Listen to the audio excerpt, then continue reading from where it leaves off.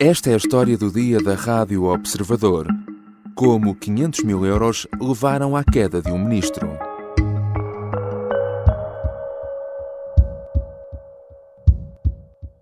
Para o que é fundamental, que é a eficácia política e a afirmação política e a percepção política por parte dos portugueses, se é necessário substituir, é necessário substituir. Se para isso for necessário ir mudando o governo, muda-se o governo. Se para isso basta aquilo que já se mudou, então veremos se isso é suficiente. O Presidente já tinha deixado no ar quase em jeito de premonição. À altura destas palavras, apenas a Secretária de Estado do Tesouro tinha sido demitida, mas era só a primeira peça de um dominó que iria tombar, e muito em breve.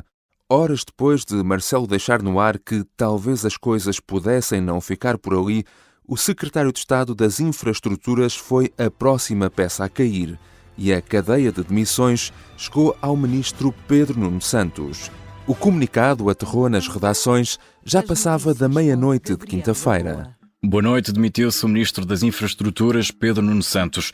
É a terceira baixa no Governo em 2 dias, depois da polémica em torno da compensação da TAP, agora ex-secretária de Estado do Tesouro. É o que anuncia um comunicado chegado às redações esta noite. No comunicado que divulgou agora ex-Ministro das Infraestruturas, explica que só agora que teve conhecimento... E é assim que, no espaço de apenas 6 dias, uma única notícia arruma com 3 governantes de uma vez. Em causa está ainda a indemnização de 500 mil euros que a agora ex-secretária de Estado do Tesouro recebeu quando saiu da administração da TAP em fevereiro. Depois da demissão de Alexandra Reis, a pergunta lógica passou a ser: quem sabia? O secretário de Estado das Infraestruturas admitiu que estava ao corrente e demitiu-se. O ministro garante que não sabia, mas entendeu que não tinha condições políticas para continuar. Pedro Nuno Santos sai do governo ao fim de 7 anos e muitos casos pelo meio. Como é que este caso se transformou numa verdadeira bola de neve que derrubou o ministro? E qual será agora o futuro político de Pedro Nuno Santos?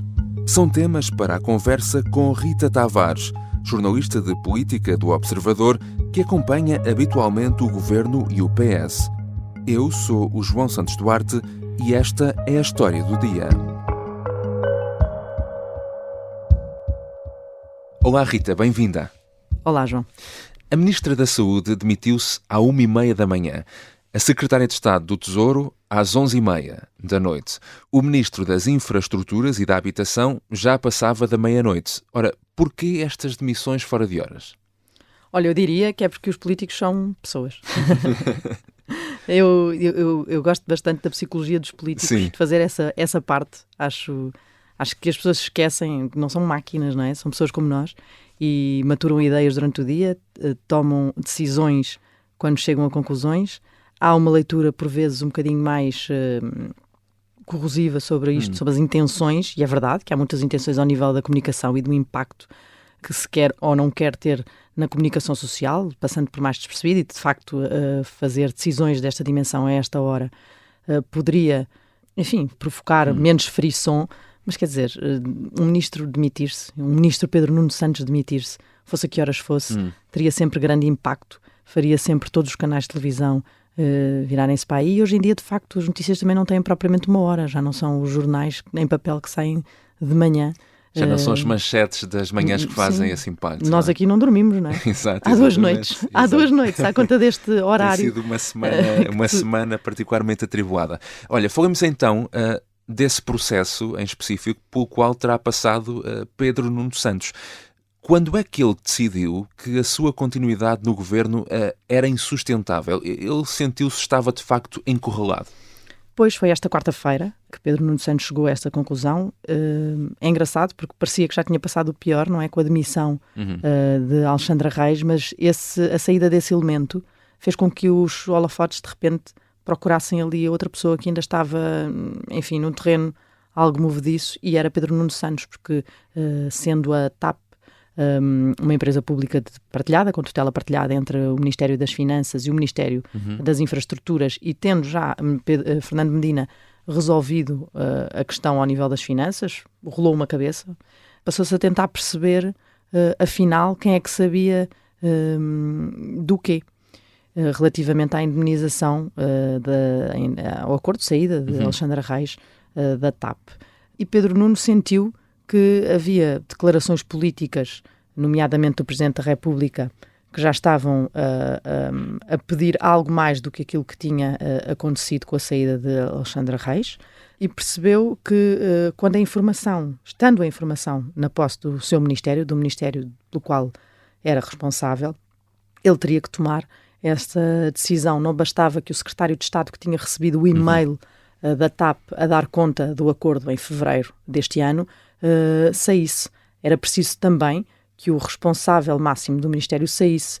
Pedro Nuno, raciocínio segundo nós conseguimos apurar, eu e a Mariana Lima Cunha, que assinamos o artigo onde explica essas horas, é que Pedro Nuno Santos percebeu e temeu que ninguém acreditasse que ele não sabia, porque a garantia que ele foi dando é que não sabia do conteúdo do acordo, apesar de saber que existia um acordo, não sabia que tinham sido 500 mil euros que tinham sido pagos a Alexandra Reis, e não sabendo, quer dizer, isso era bom? Não, na medida em que a informação estava no seu ministério, portanto, não sabendo, ele ficava a salvo, não, porque o ministro também devia saber. Portanto, e é responsável nunca havia por tudo um cenário que que fosse favorável para ele. Não havia um cenário favorável e havia outra coisa. Havia um ambiente já muito pesado à volta de Pedro Nuno Santos, com o somar de muitas polémicas a envolvê-lo. A mais grave, que António Costa continua a considerá-la grave, ainda passado este tempo todo, ainda na entrevista à Visão recente que deu, disse isso, foi a do despacho do novo aeroporto. Esta situação criada fruto de erros de comunicação e articulação dentro do Governo, que são da minha inteira responsabilidade.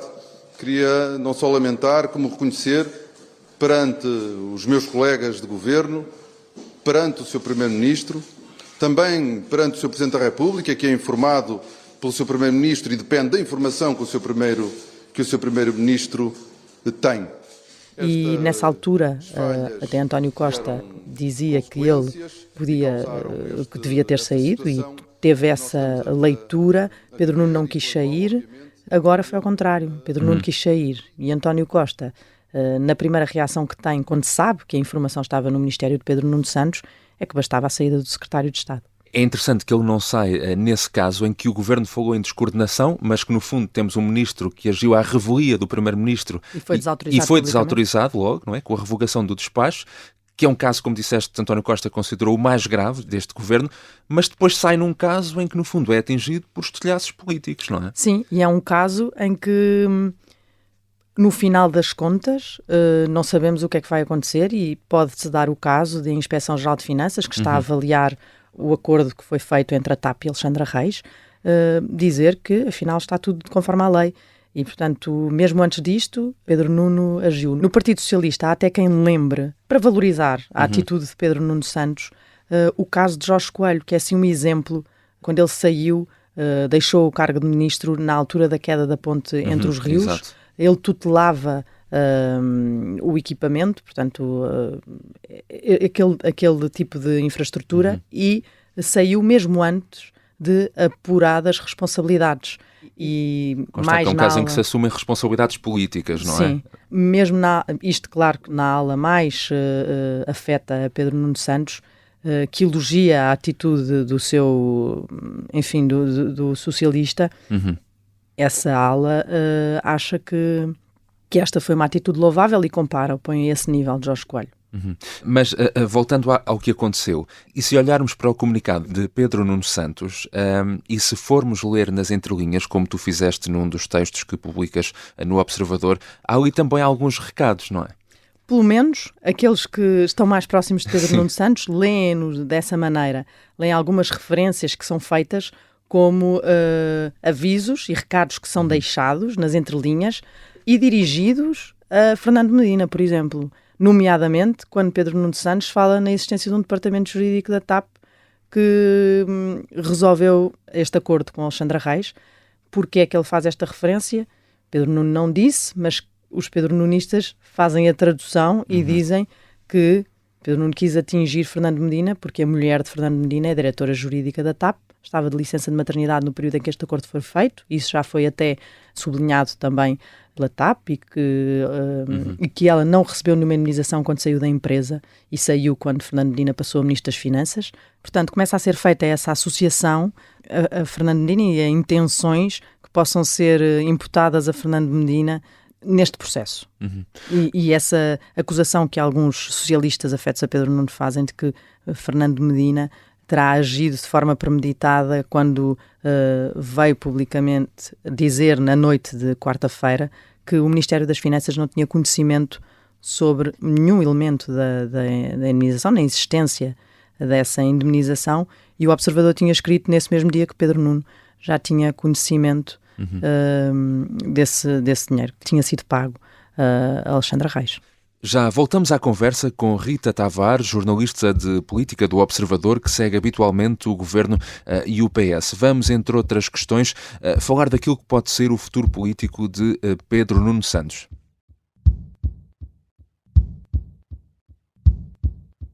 As armas e os barões assinalados. E o resto é história, com João Miguel Tavares e Rui Ramos, às quartas-feiras, depois do Jornal do Meio-Dia e sempre em podcast.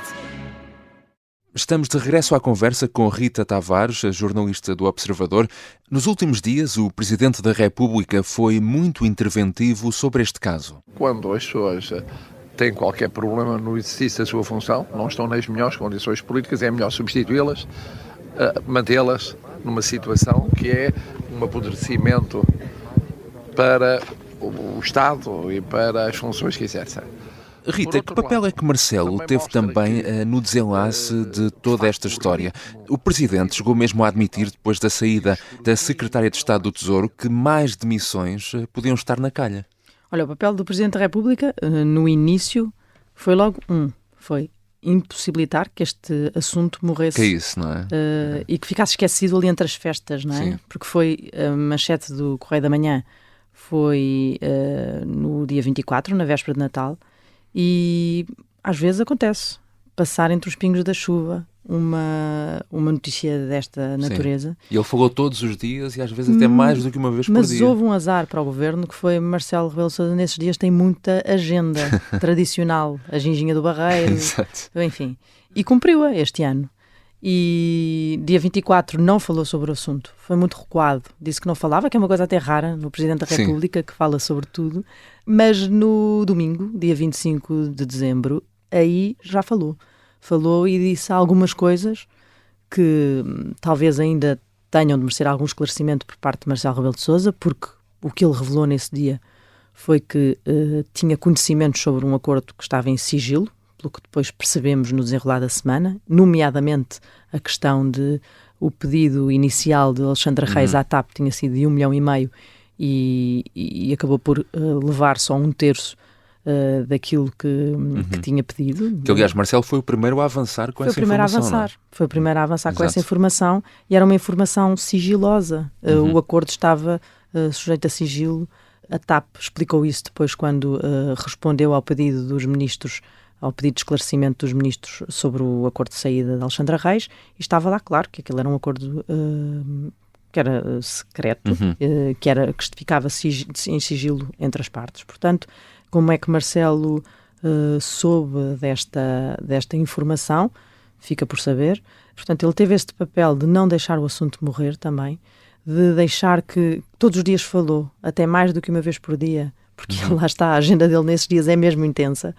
E sempre que lhe foram perguntando, ele foi falando, foi dizendo várias coisas, chegou a atravessar-se pelos ministros, chegou a recuar um bocadinho nessa confiança que estava a dar, e depois chegou a esse ponto que tu falaste, que é ali mesmo, poucas horas antes de Pedro Nuno Santos demitir e deste desfecho, avisou que ainda podiam estar na calha mais demissões. Não sei se nessa altura, julgo que não, porque a questão de Pedro Nuno ainda estava a ser ponderada nessa altura pelo próprio, mas talvez já tivesse conhecimento da intenção de saída do Secretário de Estado das Infraestruturas e que aquela informação sobre o acordo de saída estava e era do conhecimento do Ministério E, portanto, Marcelo esperava pelo menos essa demissão, talvez não a de Pedro Nuno na altura em que fez esta declaração, mas é óbvio que uma declaração destas do Presidente da República, que falava também nos perigos que este caso e casos como este podiam trazer para a percepção política e a percepção pública do governo, e tudo isso também pesou, evidentemente, na decisão de Pedro Nuno Santos. São muitos casos em muito pouco tempo, 11 saídas do governo em apenas 9 meses e entre elas 2 ministros. É uma instabilidade que talvez não se esperasse de um governo de maioria absoluta. 2 perguntas numa. Estes casos todos estão a fragilizar o governo e, de alguma forma, são de esperar mais mexidas nos próximos tempos ou não? Bom, agora essa é a pergunta de 1 milhão.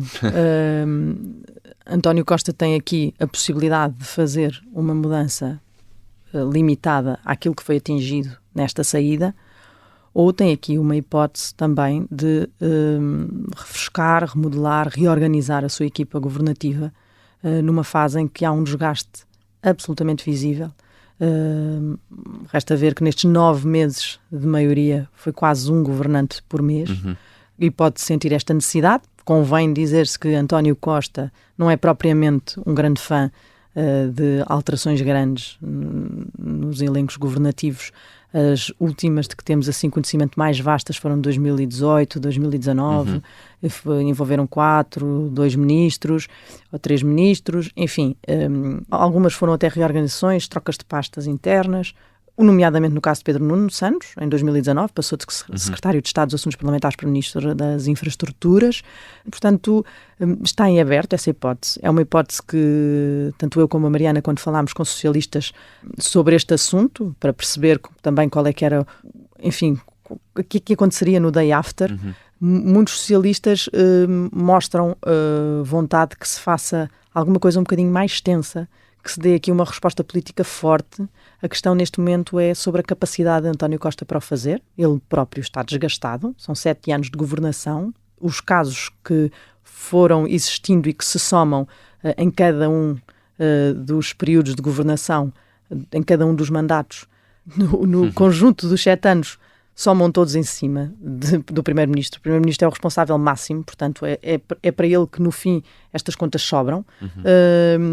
E resta saber se ele ainda tem capacidade política, se tem vontade e se tem quem alinhe neste desafio que se tornou ainda mais exigente do que se calhar alguns o tomaram inicialmente.